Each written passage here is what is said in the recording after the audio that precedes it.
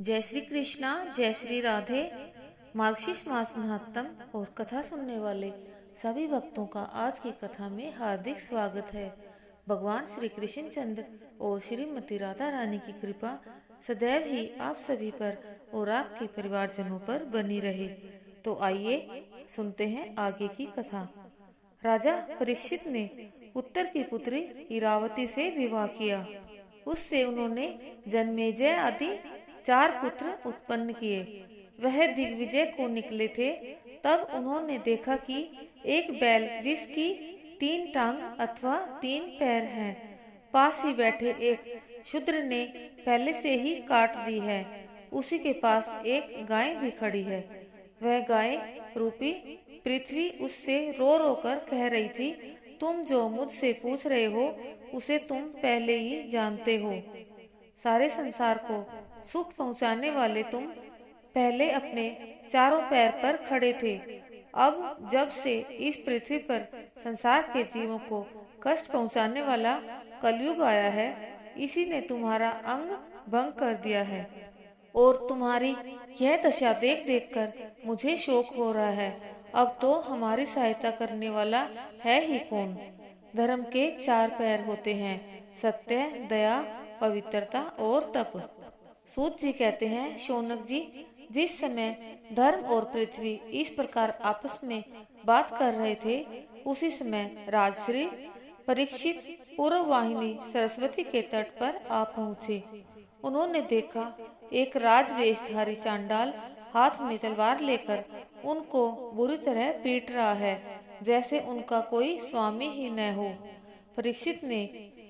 परीक्षित से उनकी ऐसी दशा देखी न गई और उन्होंने अपना धनुष उठाकर मेघ के समान गंभीर वाणी में ललकारते हुए कहा, अरे दुष्ट, तू ठहर, मैं अभी तेरा वध किए देता हूँ। नीच, तू मेरे शासन में रहकर इन गरीब और असहायों पर अत्याचार कर रहा है, अवश्य ही वध के योग्य है। जब कली ने देखा कि परीक्षित अब मुझे मार ही डालेगा, तब वह उनके चरणों में लेट गया और दीनवत उनकी प्रार्थना करने लगा। राजा परीक्षित बड़े दयालु और शरणागत रक्षक थे, उन्होंने उसे मारा नहीं।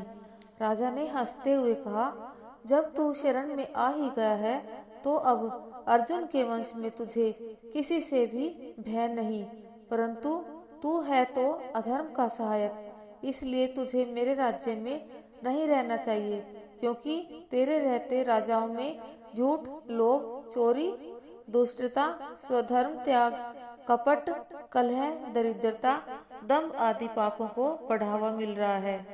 तब कली ने कहा, जी राजन, मैं जहाँ भी रहने का विचार करता हूँ, आप मुझे धनुष लिए सामने ही दिखते हैं। आप तो धर्म के पालन करने वाले हैं, इसलिए आप ही बताइए कि मैं कहाँ रहूं और आपकी आज्ञा पालन कर स्थिर रह सकूं।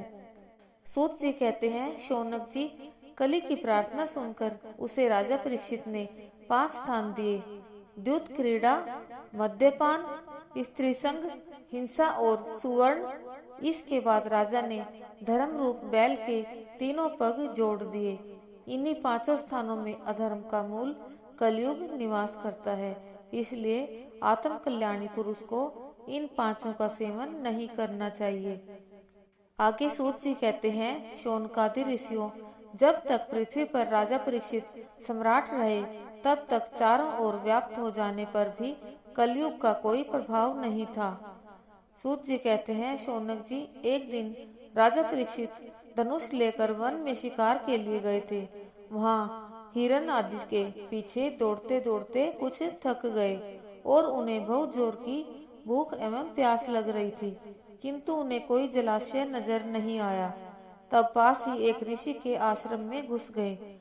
वहाँ मुनि अपने मन, इंद्रिय, प्राण और बुद्धि को एकाग्र करके प्रभु का ध्यान कर रहे थे। योगावस्था में उन्हें यह भी पता न था कि यहाँ कोई आया है। राजा पर कली का प्रभाव होने के कारण क्रोध आया। वह अनाप शनाप बकता हुआ आश्रम से बाहर निकला। सामने ही एक मृत सर्प देखा और ईर्ष्यावश उस मरे हुए सर्प को एक बाण की नोक से उठाकर उनके गले में डाल दिया। उसके जीवन का यह पहला ही अवसर था। वहां से अपनी राजधानी को चले गए। शौनक जी, शमीक मुनि का पुत्र श्रृंगी बड़ा ही तेजस्वी था। उस समय वह अपने मित्रों के साथ बाहर खेल रहा था।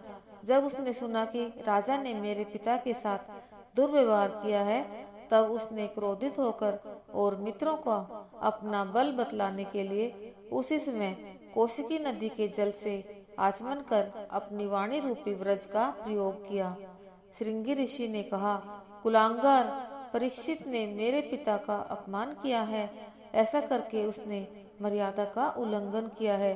इसलिए मेरी प्रेरणा से आज के 7वें दिन उसे तक्षक सर्प डस लेगा।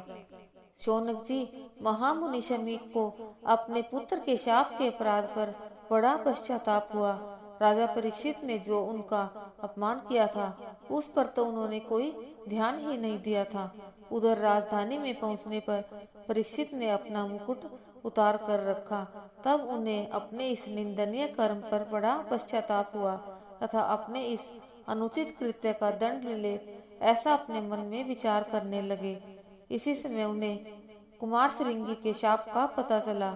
आग के समान तक्षक का डसना भला लगा। उन्होंने सोचा कि मैं बहुत दिनों से इस संसार में आसक्त हो रहा था, अब मुझे शीघ्र ही वैराग्य का कारण मिल गया। वे लोक परलोक के भोगों को तो पहले ही तुच्छ समझते थे, त्याज्य समझते थे। अब उनको स्वरूपतः त्याग कर भगवान श्री कृष्ण के चरण कमलों की सेवा को ही सर्वोपरि मानकर आमरण अनशन व्रत लेकर गंगा जी के तट पर बैठ गए।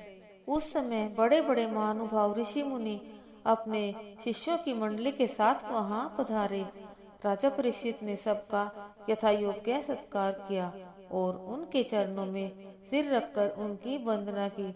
राजा ने फिर से प्रणाम करके उपस्थित विद्वानों से प्रश्न किया कि आप सब ही विचार कर यह बताइए कि सबके लिए सभी अवस्थाओं में और विशेषकर थोड़े ही समय में मरने वाले पुरुषों के लिए अंतःकरण और शरीर से करने योग्य कर्म कौन से हैं। हे शौनक जी, उसी समय पृथ्वी पर स्वेच्छा से विचरण करते हुए किसी की कोई अपेक्षा न रखने वाले व्यास नंदन भगवान श्री सुखदेव जी वहां पधारे। वे वर्ण तथा आश्रम के बाह्य चिन्हों से रहित एवं आत्मानुभूति में संतुष्ट थे। बच्चों और स्त्रियों ने उन्हें घेर रखा था। उनका वेश अवधूत था। 16 वर्ष की अवस्था थी। राजा परीक्षित ने श्री सुखदेव जी को सिर झुकाकर प्रणाम किया और उनकी पूजा की। तत्पश्चात उनसे यही प्रश्न किए, जो पुरुष सर्वदा मरणासन है, उसको क्या करना चाहिए भगवान? साथ ही यह भी बताइए कि मनुष्य मात्र को क्या करना चाहिए। वे किसका श्रवण करें, किसका जप, किसका स्मरण और किसका भजन करें तथा किसका त्याग करें। सूत जी कहते हैं, शौनकादि ऋषियों, राजा परीक्षित के इन्हीं प्रश्नों का उत्तर व्यास नंदन श्री सुखदेव जी महाराज ने द्वितीय स्कंद से लेकर 12 स्कंद पर्यंत दिया। राजा परीक्षित ने कलयुग को रहने के लिए 5वां स्थान सुवर्ण दिया।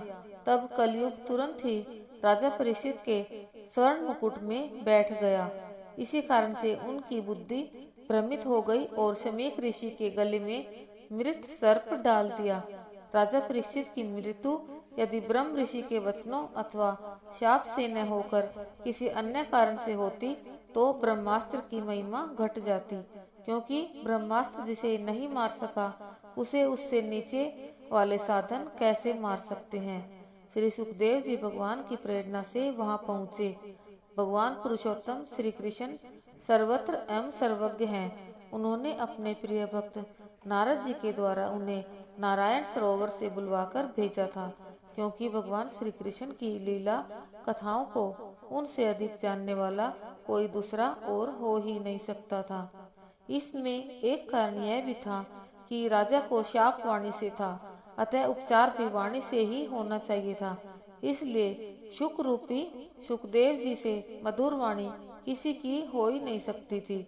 राजा परीक्षित की मृत्यु नहीं होनी थी, उनकी मोक्ष निश्चय थी। तक्षक नाग के द्वारा और सर्प कभी अपनी माँ का दूध नहीं पीता तथा श्री सुखदेव जी ने भी अपनी माँ के स्तनपान नहीं किए थे। इसलिए योग योगेश्वर श्री सुखदेव जी के श्रीमुख द्वारा भगवान श्री कृष्ण की लीला कथाओं का अमृतमय पान करने के कारण परीक्षित की मोक्ष हुई। राजा परीक्षित ने कुमार श्रृंगी ऋषि के शाप को वरदान के रूप में ग्रहण किया। उसने कहा, मेरी मृत्यु का समय निश्चय तो था ही, किंतु मुझे मालूम नहीं था और इस ऋषि ने मेरी मृत्यु का समय मुझे बतलाकर मेरा बड़ा उपकार किया। परीक्षित अर्थात श्री भगवान के लिए आतुर हुआ जीव तक्षक काल का स्वरूप है। काल रूपी तक्षक किसी को भी नहीं छोड़ता। वह 7वें दिन डसता ही है, जैसे सप्ताह के 7 दिन ही होते हैं। लोग मृत्यु को अमंगल मानते हैं, परंतु मृत्यु अमंगल नहीं है, अपितु मृत्यु भगवान की सेविका है। अंत काल में जब मनुष्य को घबराहट होती है, वह काल के डर से नहीं, परंतु वह अपने किए हुए पापों की याद के कारण होती है। वह समझता है कि मैंने मरने की तैयारी तो की नहीं, अब मेरा क्या होगा। मनुष्य और तो सभी काम की तैयारी करता है, परंतु मरने की तैयारी नहीं करता। जिस प्रकार शादी की तैयारी करते हो, उसी प्रकार धीरे धीरे मरने की भी तैयारी करो। मौत के लिए सदा सावधान रहो। मृत्यु परमात्मा को बीते हुए जीवन का हिसाब देने का पवित्र दिन है। मृत्यु को उज्जवल करना हो तो प्रत्येक क्षण को उजागर करो। श्री भागवत ही मृत्यु को सुधारता है। प्रतिदिन शमशान जाने की आवश्यकता नहीं है, परंतु प्रभु का स्मरण चिंतन करने की आवश्यकता है। श्री शंकर जी शमशान में विराजते हैं। वे ज्ञान के देवता होने से शमशान में विराजते हैं। शमशान में समभाव जागते हैं, अतः ज्ञान प्रकट होता है। इसलिए शमशान ज्ञान भूमि है और मृत्यु भी एक सत्य है। आइए अब सुनते हैं श्रीमद् भागवत भगवान की आरती। श्री भागवत भगवान की ये आरती, पापियों को पाप से है तारती। श्री भागवत भगवान की ये आरती, पापियों को पाप से है तारती। ये अमर ग्रंथ, ये मुक्ति पंथ, ये पंचम वेद निराला, नव ज्योति जलाने वाला। हरि नाम यही, हरि धाम यही, यही जग मंगल की आरती। पापियों को पाप से है तारती। श्री भागवत भगवान की ये आरती, पापियों को पाप से है तारती। ये शांति गीत पावन पुनीत, पापों को मिटाने वाला, हरि दर्श दिखाने वाला। यह सुख करनी, यह दुख हरनी, श्री मधुसूदन की आरती। पापियों को पाप से है तारती। श्री भागवत भगवान की ये आरती, पापियों को पाप से है तारती।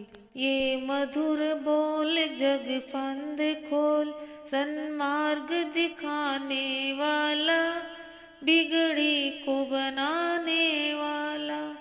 श्री राम यही, घनश्याम यही, यही प्रभु की महिमा की आरती। पापियों को पाप से है तारती। श्री भागवत भगवान की ये आरती, पापियों को पाप से है तारती। श्री भागवत भगवान की ये आरती, पापियों को पाप से तारती। बोलिए श्रीमद् भागवत महापुराण की जय। बोलिए सुखदेव जी महाराज की जय। बोलिए श्री कृष्ण चंद्र भगवान की जय। जय जय श्री राधे, जय जय श्री राधे, जय जय श्री राधे।